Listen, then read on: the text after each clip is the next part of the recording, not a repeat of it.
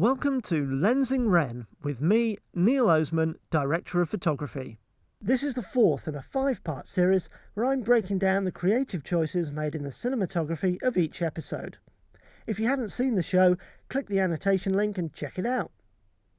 So here we are in the guard room, which is actually Wren's bedroom repainted and redressed. Once again, I'm firing our 2.5K HMI through the window for a nice shaft of light. Again, I'm also using a keener flow as indirect daylight, this time behind and to the side of the window. The purpose of this is to highlight the rack of swords. The main action takes place around the barrel which the two guards are playing their games on. The setup I lit this with is called cross backlighting. As I said in episode 1, the brightest area of the frame should be the background and the darkest should be the foreground. This applies to people's faces as well. You want your key light to hit the downside of an actor's face, that is, the side away from camera.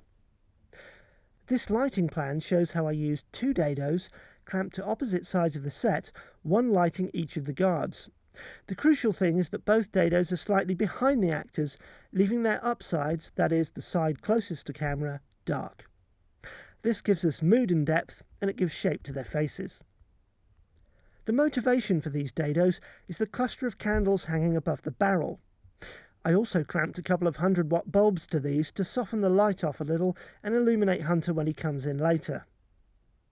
The set has no door for Banan to come in through, so with the help of the art department I made a miniature door out of cardboard and foam core so that I could shine an LED Fresnel through it.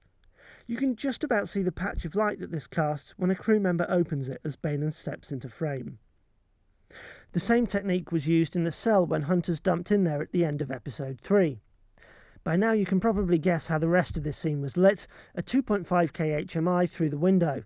There's also a pamper light, similar to a keener flow, which is just illuminating the wall behind Hunter a little bit more. When Hunter washes in this wide shot, I've hidden a little LED light behind the bucket to illuminate his face, as if light is reflecting off the water.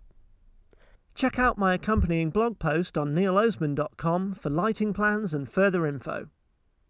That's all for this week, but tune in next week for episode 5.